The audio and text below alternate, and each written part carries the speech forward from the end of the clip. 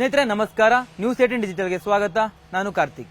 CM DK Shivakumar ಅವರ ಸಂಪುಟದಲ್ಲಿ ಯಾರು ಮಹಿಳಾ ಸಚಿವರಾಗ್ತಾರೆ ಎನ್ನುವಂತ ಪ್ರಶ್ನೆ ಈಗ ಸಹಜವಾಗಿ ಕೇಳಿಬರ್ತದೆ. ಇದಕ್ಕೆ ಕಾರಣ ಏನಪ್ಪಾ ಅಂತಂದ್ರೆ ನಿನ್ನೆ ತಾನೇ ಸಂಪುಟ ವಿಸ್ತರಣೆ ಆಗಿದೆ. ಆದ್ರೆ ಯಾವೊಬ್ಬ ಮಹಿಳಾ ಶಾಸಕಿಗೂ ಕೂಡ ಸಚಿವ ಸ್ಥಾನವನ್ನು ಕೊಟ್ಟಿಲ್ಲ. ಅಂತಿಮವಾಗಿ ಕಾಂಗ್ರೆಸ್ ಹೈಕಮಾಂಡ್ ಸಲ್ಲಿಕೆ ಮಾಡಿದಂತಹ ಪಟ್ಟಿ ಏನಿತ್ತು, ಆ ಒಂದು ಸಚಿವ ಸ್ಥಾನದ ಪಟ್ಟಿಯಲ್ಲಿ ಎಂಎಲ್ಸಿ ಗಾಯತ್ರಿ ಶಾಂತೇಗೌಡ ಅವರ ಹೆಸರು ನಮೂದಾಗಿತ್ತು. ಆದರೆ ಕೊನೆಯ ಹಂತದಲ್ಲಿ ಬೇರೆ ಬೇರೆ ಕಾರಣಗಳಿಗಾಗಿ ಅವರ ಹೆಸರನ್ನ ತಡೆ ಹಿಡಿಯಲಾಯಿತು. ಅವರಿಗೆ ಪದಗ್ರಹಣ ಮಾಡದೇ ಇರುವಂತೆ ಸೂಚನೆಯನ್ನು ಕೂಡ ಕೊಡಲಾಯಿತು.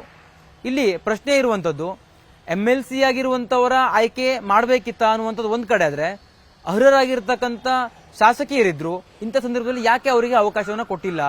ಈ ಒಂದು ಪ್ರಶ್ನೆಗಳನ್ನ ಸಹಜವಾಗಿ ಕಾಂಗ್ರೆಸ್ನ ಎಂಎಲ್ಎಗಳು ಕೇಳ್ತಾ ಇದ್ದಾರೆ, ಕಾಂಗ್ರೆಸ್ನ ಮುಖಂಡರುಗಳು ಕೇಳ್ತಾ ಇದ್ದಾರೆ, ಪಕ್ಷದ ವಲಯದಲ್ಲಿ ಚರ್ಚೆಯೂ ಕೂಡ ಆಗ್ತದೆ. ಈಗಾಗಲೇ ಈ ಒಂದು ಸಂಪುಟ ವಿಸ್ತರಣೆಯ ಸಂದರ್ಭದಲ್ಲಿ ಸಾಕಷ್ಟು ಚರ್ಚೆಗಳಾಗ್ತಾ ಇತ್ತು.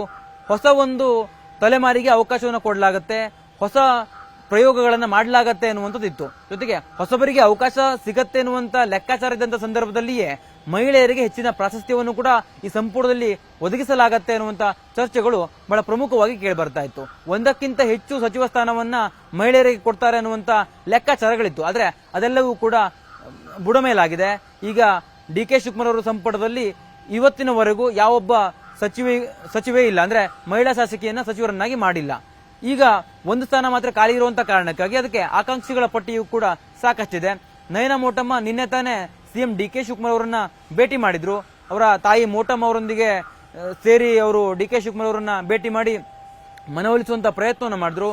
ನೀವು ಚಿಕ್ಕಮಗಳೂರು ಭಾಗಕ್ಕೆ ನ್ಯಾಯವನ್ನ ಒದಗಿಸಬೇಕು ಅಂತಂದ್ರೆ ನನ್ನನ್ನ ಸಚಿವರನ್ನಾಗಿ ಮಾಡಬೇಕು, ಸಚಿವೆಯನ್ನಾಗಿ ಮಾಡಬೇಕು ಅನ್ನುವಂತ ಬೇಡಿಕೆಯನ್ನು ಕೂಡ ಇಟ್ಟರು. ಜೊತೆಗೆ ಈ ಹಿಂದೆ ಹೈಕಮಾಂಡ್ ನಾಯಕರಿಗೂ ಕೂಡ ಅವರು ಬೇಡಿಕೆಯನ್ನ ಇಟ್ಟಿದ್ರು. ಜೊತೆಗೆ ಇಲ್ಲಿ ಪ್ರಮುಖವಾಗಿ ನಾವು ಗಮನಿಸಬೇಕು, ಆರತಿ ಕೃಷ್ಣ ಎಂಎಲ್ಸಿ ಆಗಿರುವಂತಹ ಆರತಿ ಕೃಷ್ಣ ಸಾಕಷ್ಟು ಪ್ರಯತ್ನಗಳನ್ನ ಪಡ್ತಾ ಇದ್ರು. ಮೊದಲ ಬಾರಿ ಎಂಎಲ್ಸಿ ಆಗಿದ್ರು ಕೂಡ ಅರ್ಹತೆಯ ಆಧಾರದ ಮೇಲೆ, ಹಾಗೆ ಹೈಕಮಾಂಡ್ ಮಟ್ಟದಲ್ಲಿ ತನಗಿರುವಂತಹ ಒಂದು ನಿಕಟವಾಗಿರುವಂತಹ ಸಂಬಂಧ ಏನಿದಿಲ್ಲ, ಆ ಒಂದು ಸಂಬಂಧವನ್ನ, ಅವರ ಸಂಪರ್ಕವನ್ನ ಉಪಯೋಗಿಸಿಕೊಂಡು ಸಚಿವರಾಗಬಹುದು ಅನ್ನುವಂಥ ಲೆಕ್ಕಾಚಾರವನ್ನ ಆರತಿ ಕೃಷ್ಣ ಹೊಂದಿದ್ರು. ಅದರಂತೆ ಅವರು ಪ್ರಯತ್ನಗಳನ್ನು ಕೂಡ ಪಡ್ತಾ ಇದ್ದಾರೆ. ಜೊತೆಗೆ ಅನ್ನಪೂರ್ಣ ತುಕಾರಾಂ ಸಂಡೂರಿನ ಶಾಸಕಿ, ಇವರು ಉಪಚುನಾವಣೆಯಲ್ಲಿ ಸ್ಪರ್ಧೆ ಮಾಡಿ ಗೆದ್ದಂತವರು. ತುಕಾರಾಂ ಇವರ ಪತಿ ಹಿಂದೆ ಅದೇ ಒಂದು ಕ್ಷೇತ್ರದಲ್ಲಿ ಶಾಸಕರಾಗಿದ್ರು. ಆದ್ರೆ ಅವರಿಗೆ ಶಾಸಕ ಸ್ಥಾನಕ್ಕೆ ರಾಜೀನಾಮೆಯನ್ನ ಕೊಡಿಸಿ, ಅಂದ್ರೆ ಅವ್ರನ್ನ ಎಂಪಿ ಚುನಾವಣೆಗೆ ಮೊದಲನೇದಾಗಿ ನಿಲ್ಲಿಸ್ತಾರೆ. ಅದಾದ ಬಳಿಕ ಎಂಪಿ ಆಗಿ ಆಯ್ಕೆ ಆದ ಬಳಿಕ ಅವ್ರಿಗೆ ಶಾಸಕ ಸ್ಥಾನಕ್ಕೆ ರಾಜೀನಾಮೆಯನ್ನ ಕೊಡಿಸ್ತಾರೆ. ಅವರು ಟಿಕೆಟ್ ಕೊಡುವಂತ ಸಂದರ್ಭದಲ್ಲಿ ಸುರ್ಜೇವಾಲಾ ಮತ್ತು ಅವತ್ತು ಸಿದ್ದರಾಮಯ್ಯನವರು ಮಾತನ್ನ ಕೊಟ್ಟಿದ್ರು ಅನ್ನುವಂಥದ್ದು ಮುನ್ನೆಲೆಗೆ ಬಂದಿದೆ. ಯಾವ ಮಾತು ಅಂತಂದ್ರೆ, ಒಂದೊಮ್ಮೆ ನೀವು ಎಂಪಿ ಆದಂತ ಬಳಿಕ ನಿಮ್ಮ ಪತ್ನಿಗೆ ನಾವು ಟಿಕೆಟ್ ಅನ್ನ ಕೊಡ್ತೇವೆ, ನಿಮ್ಮ ಪತ್ನಿ ಎಂಎಲ್ಎ ಆದ ಬಳಿಕ ಅವರನ್ನ ಸಂಪುಟ ವಿಸ್ತರಣೆ ಸಂದರ್ಭದಲ್ಲಿ ಸಚಿವರನ್ನಾಗಿ ಕೂಡ ಮಾಡ್ತೇವೆ ಅನ್ನುವಂತ ಮಾತನ್ನ ಕೊಟ್ಟಿದ್ರು ಅನ್ನುವಂಥದ್ದು. ಅದೇ ಒಂದು ಮಾತಿನ ವಿಚಾರಕ್ಕೆ ಸಂಬಂಧಪಟ್ಟಂತೆ ಈಗಾಗಲೇ ಅವರು ಸಾಕಷ್ಟು ಪ್ರಯತ್ನವನ್ನು ಪಡ್ತಾ ಇದ್ದಾರೆ. ಇವತ್ತು ಸಹಿತ ಸಿಎಂ ಡಿಕೆ ಶಿವಕುಮಾರ್ ಅವರನ್ನ ಭೇಟಿ ಮಾಡಿ ಅವಕಾಶವನ್ನ ಕೊಡಿ ಅನ್ನುವಂತ ರೀತಿಯಲ್ಲಿ ವಿನಂತಿಯನ್ನು ಕೂಡ ಮಾಡ್ಕೊಳ್ತಾ ಇದ್ದಾರೆ. ಅನ್ನಪೂರ್ಣ ತುಕಾರಾಂ, ನಯನ ಮೋಟಮ್ಮ, ಹಾಗೆ ಆರತಿ ಕೃಷ್ಣ ಅಷ್ಟೇ ಅಲ್ಲ, ಲಕ್ಷ್ಮೀ ಹೆಬ್ಬಾಳ್ಕರ್ ಸೇರಿದಂತೆ ಅನೇಕರು ಈಗಾಗಲೇ ಈ ಒಂದು ಸಚಿವ ಸ್ಥಾನವನ್ನು ಪಡೆಯೋದಕ್ಕೆ ಸಾಕಷ್ಟು ಪ್ರಯತ್ನ ಪಡ್ತಿದ್ದಾರೆ.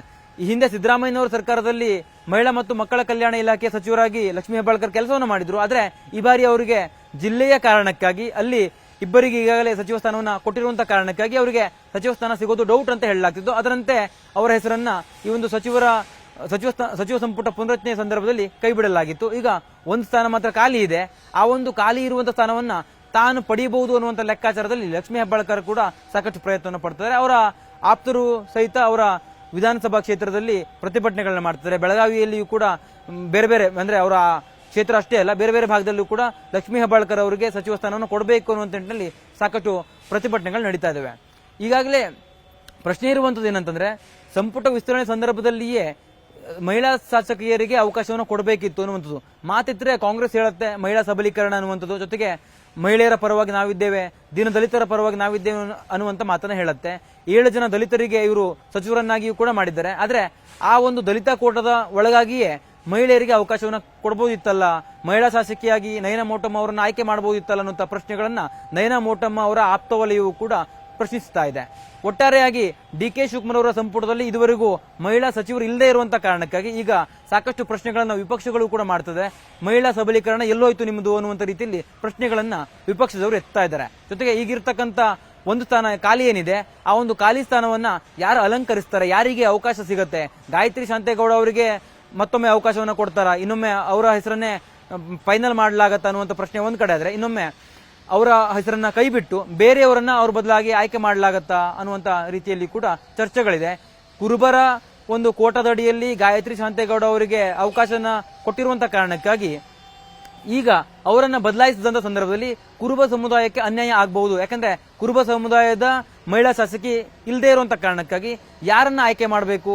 ಕುರುಬ ಸಮುದಾಯದವರನ್ನೇ ನೀವು ಆಯ್ಕೆ ಮಾಡಬೇಕು ಅಂತಂದ್ರೆ ಯಾರಾದ್ರೂ ಶಾಸಕರನ್ನ ಆಯ್ಕೆ ಮಾಡಬೇಕಾಗತ್ತೆ. ರಾಘವೇಂದ್ರ ಹಿಟ್ನಾಳ್ ಇರ್ಬೋದು ಅಥವಾ ಬ್ಯಾಡಗಿ ಶಿವಣ್ಣನವರನ್ನ ಆಯ್ಕೆ ಮಾಡಬೇಕಾಗತ್ತೆ.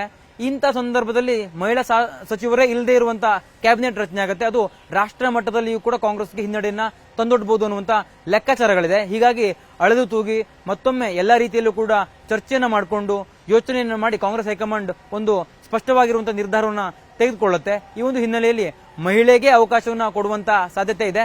ಜೊತೆಗೆ ಅದು ಗಾಯತ್ರಿ ಶಾಂತೇಗೌಡರು ಅವರಿಗೆ ಸಿಗತ್ತಾ, ಅಥವಾ MLA ಆಗಿರುವಂತ ನಯನ ಮೋಟಮ್ಮ, ಲಕ್ಷ್ಮೀ ಹೆಬ್ಬಾಳ್ಕರ್ ಅಥವಾ ಬಿಲ್ಕಿಸ್ ಬಾನು MLC, ಜೊತೆಗೆ ಖನಿಜ್ ಫಾತಿಮಾ, ಇವರೆಲ್ಲ ಯಾರಿಗೆ ಸಿಗತ್ತೆ ಅನ್ನುವಂತ ರೀತಿಯಲ್ಲಿ ಕೂಡ ಪ್ರಶ್ನೆ ಇದೆ. ಹಾಗೆ ಅನ್ನಪೂರ್ಣ ತುಕಾರಾಮ್ ಅವರು ಕೂಡ ಸಾಕಷ್ಟು ಲಾಬಿಯನ್ನ ಮಾಡ್ತಿದ್ದಾರೆ. ಅವರ ಪತಿ ಕೂಡ ಸಾಕಷ್ಟು ಒತ್ತಡವನ್ನ ಹೇರ್ತಿದ್ದಾರೆ.